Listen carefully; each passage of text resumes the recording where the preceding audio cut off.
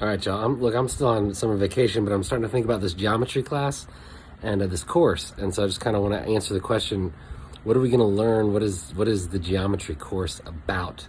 Now, it's really a historical question. It's the same course they've been teaching for thousands of years. It goes back to this guy named Euclid. In fact, we call it Euclidean geometry, the geometry that you're going to learn this year. And this guy Euclid is an ancient Greek dude. We're talking about 2600 years ago, in ancient Greece, and he basically wrote this book called The Elements. Now, his book starts where our course starts, which is with definitions of points and lines. Right, the beginning of his book, the first line is defining a point. He says a point is that which has no part.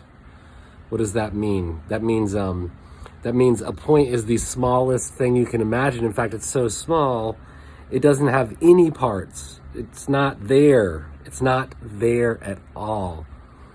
Right? This geometry, these lines and shapes, they're invisible. They're just abstract only. A point is not, it's not the point on a paper. The point on the paper is there to represent the idea of a point. You would call a point maybe a location, a place, which we represent with a piece of lead and call it a point. All right, that's enough for now. Any rate, geometry is not what you think it is. It's not just about shapes. It's about proving things.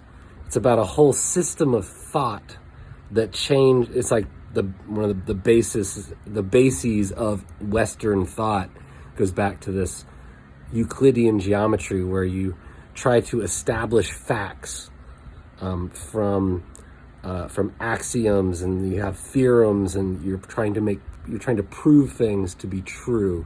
In fact, geometry prepares you probably best to be a lawyer, more so than to play with shapes. Okay, bye.